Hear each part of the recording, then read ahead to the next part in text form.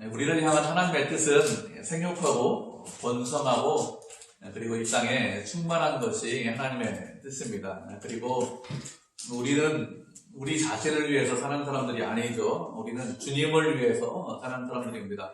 우리가 어디에 있든지 무엇을 하든지 혼자 있든지 아니면 결혼을 했든지 하나님의 영광을 위해서 사는 사람들입니다. 이것을 잊지 않고 오늘 살펴볼 말씀을 읽고 이해를 하셔야 됩니다. 8절을 보면 결혼하지 아니하는 자들과 과부들에게 이른다 이렇게 말씀을 하고 있습니다. 여기 결혼하지 않은 사람은 누구를 말하는가 하면 결혼했지만 아내가 먼저 죽고 지금은 혼자 된 그런 남자를 말합니다. 과부는 그 반대겠죠.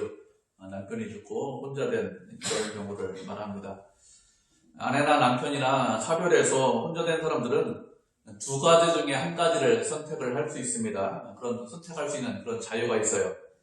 어떤 선택을 할 수 있는가 하면 재혼을 하든지 아니면 그냥 지내든지 둘 중에 하나를 선택할 수 있는 그런 자유가 있습니다. 그런데 바울은 이런 사람들에 대해서 무엇이라고 했는가 하면 나와 같이 그냥 지내는 것이 좋다 이렇게 말씀을 하고 있습니다. 무슨 말인가 하면 다시 재혼하지 말고 혼자 지내는 것이 좋다는 것입니다. 혼자 지내는 것이 좋은 이유가 무엇인가 하면 혼자 지내면서 하나님의 일을 자유롭게 할 수 있기 때문에 혼자 지내는 것이 좋다 이렇게 말하는 것입니다. 재혼해서 부부로 살면 그 사람이 남편이든지 아내든지 남편과 아내로서 자신이 할 일이 있습니다. 의무를 다해야 되겠죠. 결혼한 부부이기 때문에 한 몸이기 때문에 부부로서 같이 해야 되는 부분이 반드시 있게 되어 있습니다. 어떤 경우는 이런 경우 때문에 이런 일들 때문에 하나님의 일을 하고 싶은데 그렇게 하지 못하는 경우도 있겠죠. 그렇기 때문에 하나님을 위해서 살고 하나님의 영광을 위해서 살기를 원한다면 그 하나님의 일에 더 집중하고 싶다면 같이 그렇게 재혼하지 말고 같이 살지 말고 혼자 지내면서 자유롭게 하나님의 일을 하는 것이 더 좋다는 것입니다. 그런데 혼자 지낼 것이냐 재혼할 것이냐 이것을 결정을 해야 되는데 무엇을 보고 결정을 하고 있습니까? 절제할 수 없으면 결혼해라 이렇게 말씀하고 있습니다. 정욕의 귤같이 사는 것보다 결혼하는 것이 훨씬 더 좋다 이렇게 말씀을 하고 있습니다. 바울이 이런 말을 했기 때문에 혼자 사는 사람은 정욕을 잘 절제하는 사람이고 재혼하는 사람은 정욕을 절제하지 못하는 그런 사람처럼 들립니다. 그래서 혼자 사는 사람은 정욕을 잘 절제하기 때문에 참 고귀하고 고상한 사람처럼 보이고 결혼한 사람, 재혼한 사람은 정욕을 잘 절제하지 못하는 그런 사람처럼 들리죠. 마치 이런 것하고 좀 비슷합니다. 천주교에 신부님 있죠. 그리고 개신교에 저처럼 목사가 있는데 천주교의 신부하고 또 개신교의 목사하고 누가 더 그렇게 보일까요? 사람들에게 여쭤보면 천주교의 신부하고 목사, 개신교의 목사 중에서 누가 더 거룩합니까? 그렇게 보입니까? 이렇게 물으면 무엇이라고 대답할까요? 그래도 결혼하지 않은 신부가 좀 더 거룩한 거 아닙니까? 이렇게 대답하는 사람들이 훨씬 더 많습니다. 본능을 억제하는 것이 훨씬 더 거룩하다 보통 이렇게 생각합니다. 그런데 그렇지 않다고 했죠. 우리가 지난 시간에도 살펴봤습니다.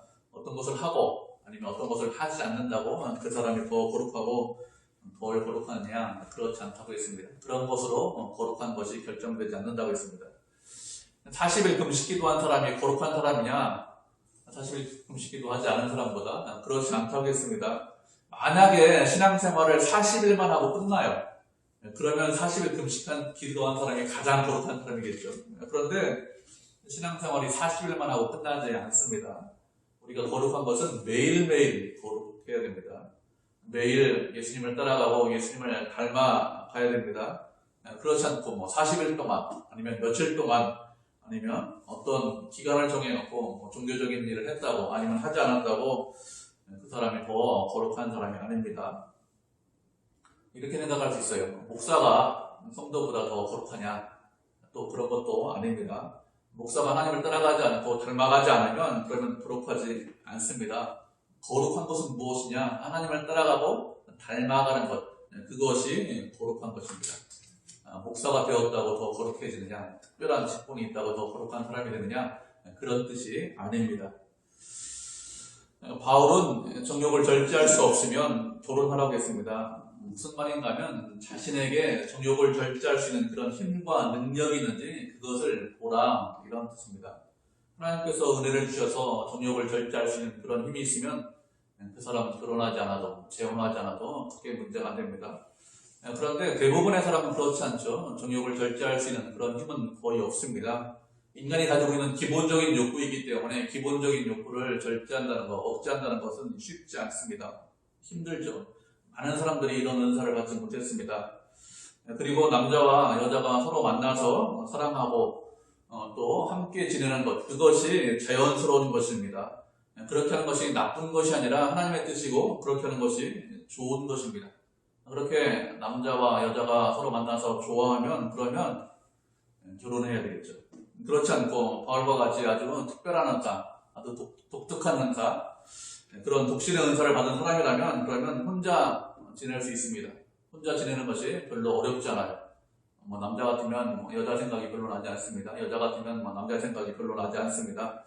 그런 은사를 받은 사람이라면 그러면 주님의 일을 하기 위해서 그래서 혼자서라도 아무런 문제가 없습니다. 독신의 은사가 있었습니다. 혼자 잘 살았습니다. 그런데 좋아하는 남자나 좋아하는 여자가 생겼습니다. 그럼 어떻게 될까요? 그러면 결혼하시면 됩니다. 평소에 독신의 은사가 있다고 생각을 했습니다. 그런데 어느 날 갑자기 보니까 좋아하는 사람이 생겼습니다. 그 사람을 사랑하게 됐어요. 그러면 결혼해도 아무런 문제가 없습니다. 죄가 아니죠. 결혼해서 사랑하는 것이 보편적인 하나님의 뜻이고 하나님께서 원하시는 삶입니다. 우리가 두 번째 생각은 무엇인가 하면 이혼에 관해서 좀 생각을 해봐야 됩니다. 우리나라에서는 한 해에 한 40만 쌍 정도가 결혼을 한다고 합니다. 그리고 이혼은 한 10만 쌍 정도가 이혼을 한다고 합니다. 이혼율을 단순히 계산하면 한 20%에서 한 25% 정도가 이혼율이라고 하죠. 이혼율 계산하는 방법은 여러 가지 방법이 있습니다. 이런 방법 말고도 20% 정도 이혼한다고 하면 결혼한 사람들 중에서 한 2명 정도가 이혼한다, 이렇게 생각을 하면 됩니다. 10명 중에서 2명 정도. 10명 중에서 2명 정도 이혼을 한다고 하면 이혼하는 사람들을 우리 주변에서 흔히 볼 수 있다는 것입니다. 이혼이라는 것이 예전에는 우리 삶과 좀 거리가 먼 그런 것이었죠. 아주 동떨어진 것이었습니다. 그런데 지금은 그렇지 않죠. 우리 주변에서 흔히 일어날 수 있는 일이 이혼입니다. 10절을 보면 바울은 결혼한 자들에게 명한다, 이렇게 말씀하고 있습니다. 여기서 결혼한 자들은 누구를 말하는가 하면 남편이나 아내나 둘 다 신앙을 가진 사람들을 말합니다. 그런데 이 말씀을 할 때 바울이 무엇이라고 하죠? 이것은 내가 스스로 말하는 것이 아니라 하나님의 명령이다, 주님께서 명령하시는 것이다, 이렇게 말씀하고 있습니다. 주님 안에서, 신앙 안에서 결혼한 부부에게 주께서 말씀을 하시는 것입니다. 10절을 보면 뭐라고 했죠? 여자는 남편에게서 갈라서지 말고, 11절을 보면 남편도 아내를 버리지 말라, 이렇게 말씀하고 있습니다. 이렇게 말씀하시는 것은 신앙 안에서 결혼했으면 이혼하지 않는 것이 원칙입니다. 그런데 복음서를 보면 신앙 안에서 결혼했는데 이혼을 허락하는 경우도 있습니다. 이혼이 허락되는 경우가 있는데 어떤 경우에 이혼이 허락되는지 우리가 말씀을 한 구절 살펴보도록 하겠습니다. 마태복음 19장 3절부터 10절까지 말씀을 살펴보도록 하죠. 마태복음 19장 3절부터 10절까지입니다.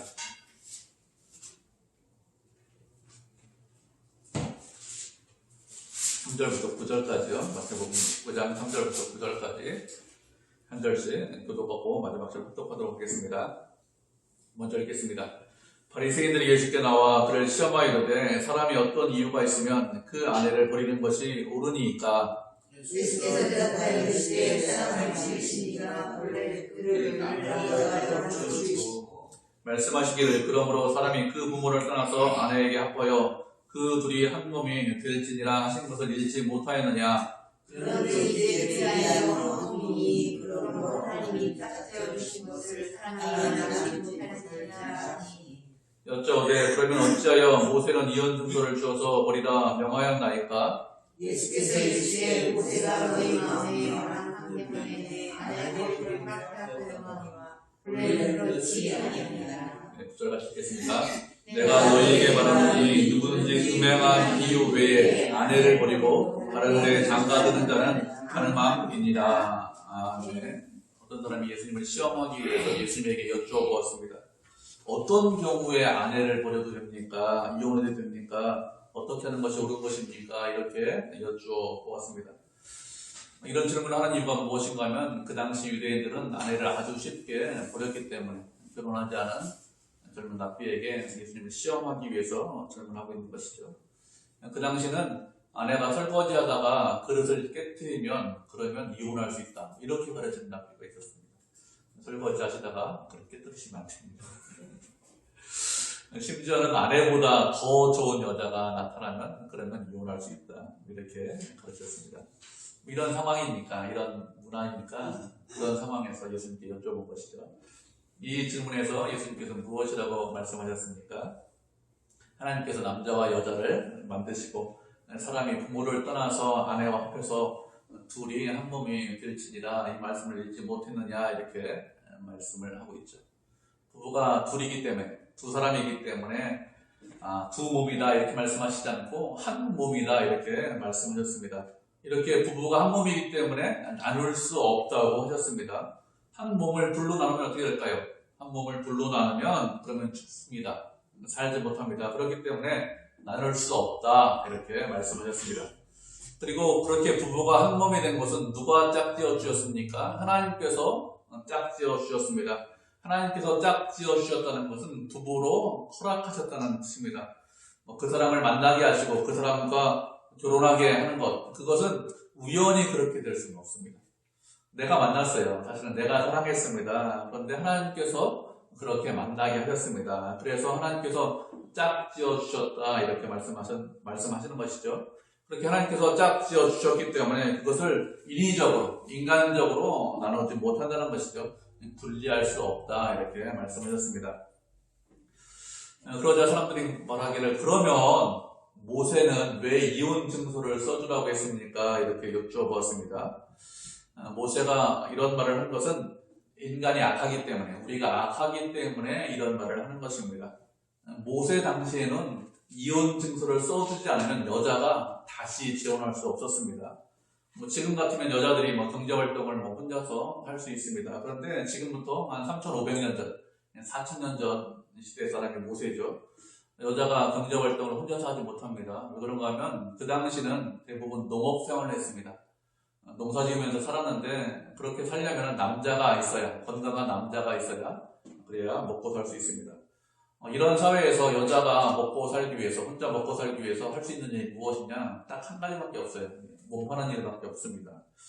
그렇기 때문에 모세는 이혼 증서를 써주어라 이렇게 이야기를 한 것입니다. 이혼 증서가 있으면 그 여자는 다른 남자와 재혼을 할 수 있습니다. 그렇게 재혼해서 경제적인 문제, 먹고 사는 문제가 해결될 수 있기 때문에 이혼 증서를 써주어라 이렇게 한 것이죠. 모세는 우리가 악해서, 하나님 사회가 악하기 때문에 이렇게 한 것입니다. 그렇지만 하나님께서 우리에게 허락하신 것은 무엇인가 하면 결혼한 부부는 이혼하지 말라 이렇게 말씀을 하셨습니다. 이혼하지 않는 것, 신앙 안에서 결혼한 부부는 이혼하지 않는 것이 하나님의 뜻입니다. 그런데 한 가지 예외가 있어요. 예외가 무엇인가 하면 배우자가 부정을 저질렀으면 이혼을 해도 된다 이렇게 말씀하셨습니다. 남자와 여자가 만나서 부부가 되었습니다. 둘이 한 몸으로 살아야 됩니다. 그런데 그 중에 한 사람이 약속을 깨뜨렸습니다. 그러면 이혼해도 돼요. 이혼할 수 있다 이렇게 말씀하셨습니다. 이렇게 말씀드리면 이렇게 질문하는 분들이 있습니다. 복음서에서는, 고린도전서에서는 분명히 이혼하지 말라고 말씀하셨고, 그리고 혹시 갈라서더라도 다시 결혼하는데 그 사람하고, 처음에 결혼했던 그 남자나 그 여자하고 결혼해라 이렇게 말씀하셨는데, 그러면 복음서와 고린도전서하고 좀 다른 건 아닙니까? 이렇게 말씀을 하시는 분들이 있습니다. 예수님께서 말씀하시는 것은 배우자가 부정을 저질렀으면 반드시 이혼을 해야 된다, 이런 뜻으로 말씀을 하시는 것이 아닙니다. 배우자가 부정한 일을 저질렀으면 그러면 이혼을 할 수 있다 이런 뜻입니다. 그런 경우에 이혼을 해도 그것은 죄가 안 된다 이런 뜻입니다. 그런 경우에 반드시 이혼을 해야 된다 이런 뜻으로 말씀을 하시는 것이 아닙니다. 부정을 저지른 배우자가 자신의 잘못을 인정하고, 그리고 자신의 남편이나 아내에게 이혼하지 않고 같이 살기를 원합니다. 이렇게 하면 어쩌라고요? 용서하고 같이 살아야 됩니다. 용서하고 같이 사는 편이 훨씬 더 좋죠. 하나님께서 짝지어 주셨기 때문에 이혼하지 않는 것이 훨씬 더 좋습니다. 물론 그 과정이 쉽다 이렇게 말씀을 드리는 것은 아닙니다. 현실적으로 어려움이 상당히 많이 있어요. 이렇게 상담도 해보고 또 신방도 해보면 그러면 어려움이 훨씬 더 많습니다. 그렇지만 이혼하지 않는 것이 훨씬 더 좋습니다. 바울이 이혼하지 말 것을 강조하는 이유가 무엇인가 하면 그 당시 사회 풍조가 이혼을 너무 쉽게 하기 때문에 이렇게 강조하는 것입니다. 결혼은 무엇이죠? 결혼은 하나님께서 내신 법칙입니다. 그런데 이혼은 뭡니까? 이혼은 인간이 만들어낸 그런 법칙입니다. 고린도 교회 성도들이 하나님께서 만들어내신 법칙을 어기고 인간이 만들어낸 그 법칙을 따라가서 세상의 풍조를 따라가서 영향을 받기 때문에 그래서 이혼하지 말라. 결혼하고 또 혹시 갈라섰더라도 그 남자, 그 여자와 다시 결혼해라 이렇게 말씀을 하고 있습니다. 그리고 또 다른 이유가 무엇인가 하면 고린도 교회 성도들 가운데 지나친 금욕주의자들이 있기 때문에 그렇습니다. 이 사람들은 하나님의 말씀을 잘 따르고 잘 섬기기 위해서 이혼이 필요하다, 이혼해야 된다 이렇게 말씀을 하고 있고 그렇게 주장했습니다. 그렇게 혼자 있으면서 하나님의 영광을 위해서 사는 것이 훨씬 더 좋다 이렇게 가르쳤는데 이것이 잘못되었다는 것을 말씀하기 위해서 그런 것입니다. 혼자 지내는 것이 더 거룩하냐? 그렇지 않다고 했습니다. 무엇을 하느냐, 무엇을 하지 않느냐 그것 때문에 거룩한 것이 아니라고 했죠. 우리가 말씀을 한 구절 살펴보도록 하겠습니다. 에베소서 5장 33절과 6장 1절 말씀 우리 살펴보도록 하겠습니다. 에베소서 5장 33절과 6장 1절 두 절 연속된 절인데 우리 같이 읽어보도록 하겠습니다. 에베소서 5장 33절, 6장 1절 찾으셨죠? 두 절입니다. 우리 한 목소리 같이 읽겠습니다. 시작. 그러나 너희도 각각 자기의 아내 사랑하기를 자신같이 하고 아내도 자기 남편을 존경하라. 자녀들아 주 안에서 너희 부모에게 순종하라. 이것이 옳으니라. 아멘. 우리가 읽지 않았지만 5장 18절 말씀을 보면 이런 말씀이 있습니다. 술 취하지 말라. 이런 방탕한 것이니 성령으로 충만을 받으라. 이렇게 말씀을 하고 있습니다. 그리고 그 이후에 나오는 말씀들이 무엇인가 하면 아내들아 남편들에게 순종해라. 남편들아 아내 사랑하기를 그리스도께서 교회를 사랑하는 것처럼 그렇게 사랑을 하고 있습니다.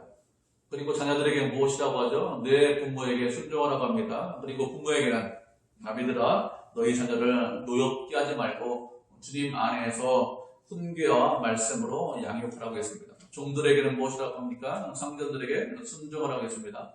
상전들에게는 무엇이라고 하죠? 종들에게 거짓말하지 말고 위협하지 말라 이렇게 말씀하고 있습니다.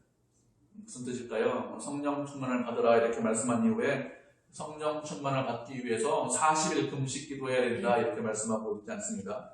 성령 충만한 사람, 어떤 사람이 성령으로 충만한 사람일까요?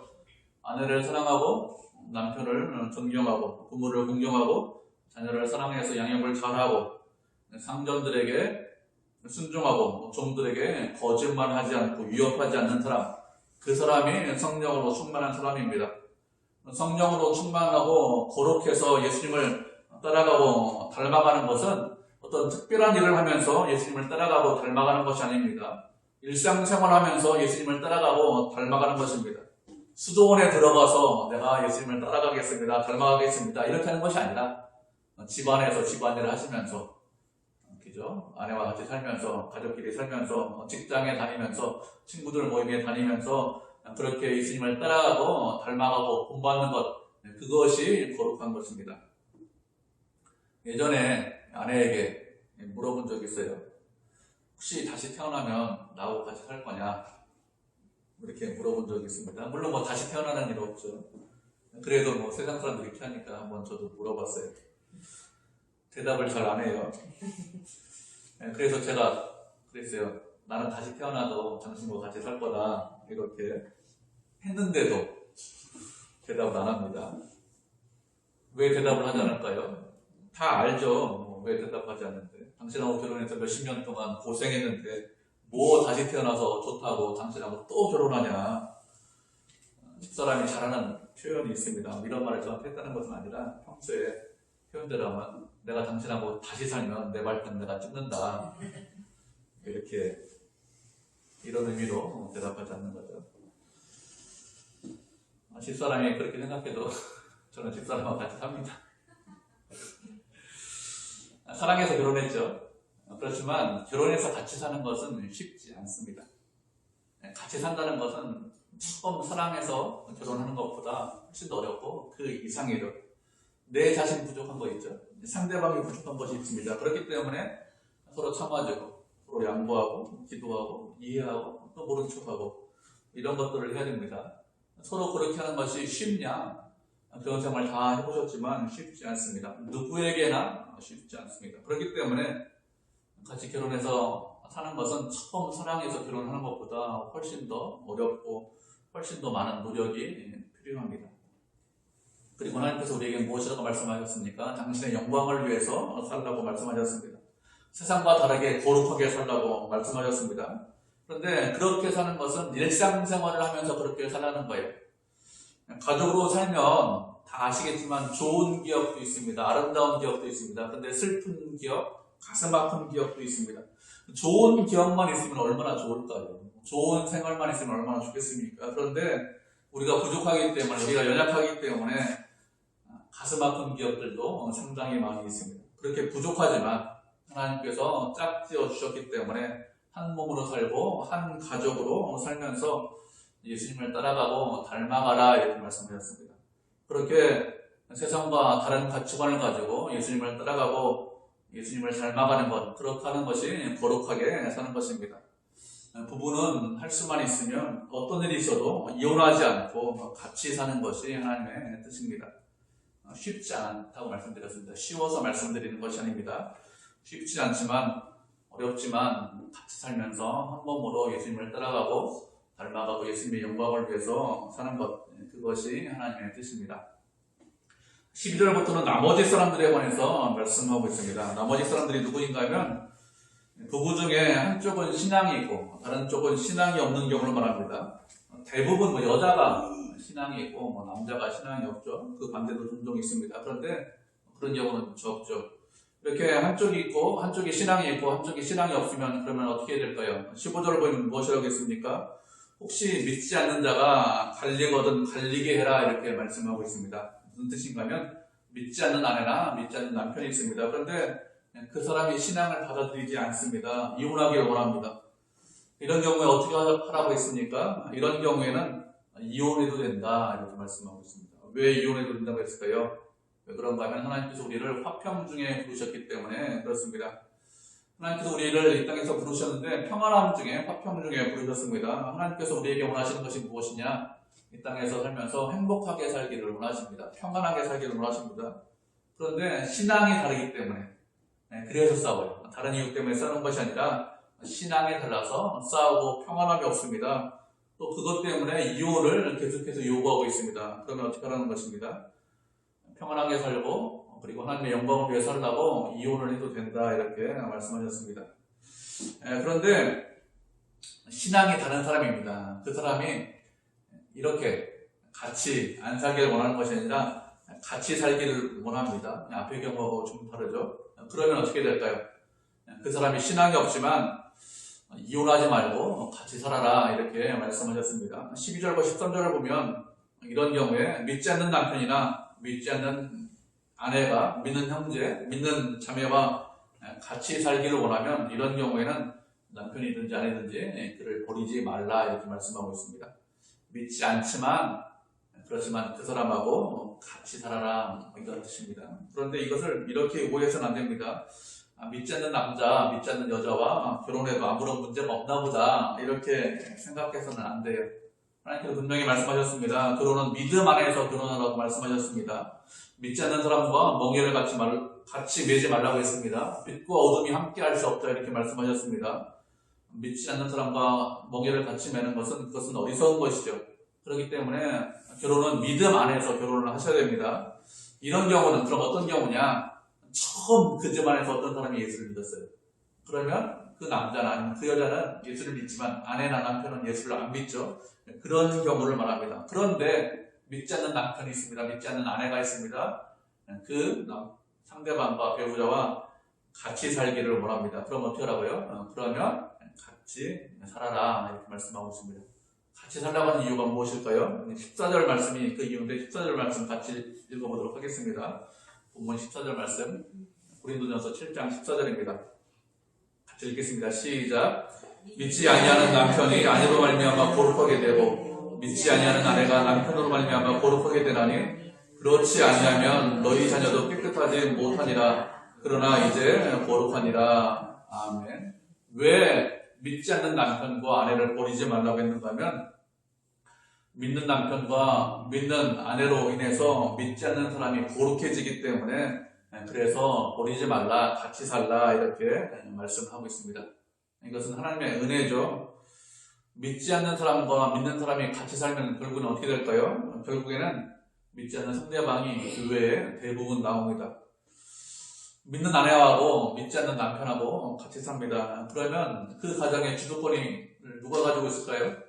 처음에 젊을 때는 보통 이 남자가 주도권을 가지고 있습니다. 그런데 결국엔 어떻게 되죠? 믿지 않는 남편이 아내를 따라서 교회에 나옵니다. 남편이 처음에 하는 일이 무엇이죠? 처음에 교회 간다고 하면 차 태워줍니다. 주차장에 딱 앉아있다가 교회 끝나기 무섭게 딱 태우고 집으로 딱 갑니다. 좀 하다 보면 주차장에 계속 앉아있으면 심심하니까 이제 교회 안에 들어와서 휴게실에 좀 앉아있다가 몇 년 그렇게 하다 보면 예배당 안에 들어와서 예배 드립니다. 제가 아는 어떤 사람도 결혼하려고 세례만 딱 받았어요. 처음에 그렇게 결혼한 다음에 어떻게 합니까? 아내 교회 못 나가게 하려고 교회 나가지 마라 이렇게는 못하고 차마 그렇게는 못하고 주말마다 이렇게 콘도를 빌리는 거예요. 주말마다 여행 갑니다. 금요일날 여행 가가지고 주일날 오전에 오후에 이렇게 돌아옵니다. 아내니까 여행 가자고 하니까 어쩔 수 없이 계속 여행 떠나다녔습니다. 처음에 그렇게 시작했는데 한 10년 정도 지나니까 어떻게 되었을까요? 그 남편이 결국엔 교회 나오더라고요. 모든 사람이 그렇게 되는 것은 아닙니다. 그런데 여자가 신앙생활 잘하면 그리고 가정에서 잘 남편하고 지내면 아이들을 잘 양육하면 정직하게 행하면 그 반대도 마찬가지겠죠. 남편도 아내를 사랑하고 그리고 아이들에게 잘하면 믿지 않는 남편, 믿지 않는 아내가 누구를 볼까요? 상대방 배우자를 봅니다. 그들은 하나님이 어떤 분인지는 알지 못해요. 그렇지만 하나님은 내가 잘 모르지만 내가 사랑하는 내 아내, 내 남편의 이 믿는 하나님 그것을 볼 수 있죠. 누구를 통해서 봅니까? 믿는 아내를 통해서, 믿는 남편을 통해서 하나님을 볼 수 있습니다. 그러면서 생각하기를 내가 하나님을 잘 모르지만 그렇지만 내 아내가 내 남편이 믿는 그런 하나님은 믿을만 하겠다. 저런 행동을 보니까 그러니까 믿을만 하겠다. 이런 생각을 하죠. 그래서 조금씩 변해서 교회 안으로 들어옵니다. 이것이 하나님의 은혜입니다. 근데 시간이 참 오래 걸려요. 짧게 걸리면 10년, 길게 걸리면 20년 정도 걸립니다. 오래 걸리지만 하나님께서 그런 가정에도 은혜를 풀어주셔서 믿지 않는 배우자가 믿음을 가질 수 있도록 합니다. 그 기간 동안 사실은 믿는 사람이, 믿는 배우자가 사는 것이 쉽지 않습니다. 많은 수고와 노력과 기도와 눈물이 필요합니다. 사실은 많은 고난과 어려움이 있습니다. 상당히 어렵다는 것을 알고 그리고 또 믿음으로 사셔야 됩니다. 가정에 충실하고 아이를 사랑하고 남편을 사랑하고 정직하고 하나님의 사랑으로 내 주변에 있는 사람들을 사랑해야 그래야 하나님께서 은혜 베풀어 주시고 그것을 통해서 남편과 아내가 변합니다. 이렇게 은혜 베풀어 주신다고 믿지 않는 사람과 결혼해도 된다 이런 뜻은 아니라고 했습니다. 믿는 형제가 믿는 자매와 결혼하고 그 사람들이 부부가 되어서 그렇게 하나님의 영광을 위해서 사는 것이 하나님의 뜻입니다. 그렇기 때문에 결혼은 반드시 믿음 안에서 하셔야 합니다. 그리고 결혼은 하나님께서 말씀드린 대로 짝지어 주신 것입니다. 그렇기 때문에 언제나 주님 안에서 주님을 따라가고 주님을 닮아가셔야 됩니다. 하나님께서 짝지어 주신 것을 누가 나누지 못한다고요? 사람이 나누지 못한다고 했습니다. 부부가 나누어지지 않는 것, 함께 사는 것, 한 몸으로 사는 것, 그것이 하나님의 뜻입니다. 그렇게 하려면 말씀드린 대로 많은 어려움이 있습니다. 고난이 있습니다. 인내가 있어야 됩니다. 기도가 있어야 됩니다. 그렇지만 말씀에 순종해서 그런 고난과 어려움과 그리고 그런 것들을 힘든 것들을 잘 이기면 하나님의 은혜와 사랑을 경험할 수 있습니다. 더 큰 은혜 가운데 거하고 하나님을 더 많이 알아갈 수 있습니다. 그렇기 때문에 말씀에 순종하고 하나님을 더욱더 사랑해서 하나님을 공부하고 따라가고 닮아가는 그런 성도, 그런 교회가 되시기를 주님의 이름으로 축복을 드립니다. 아멘.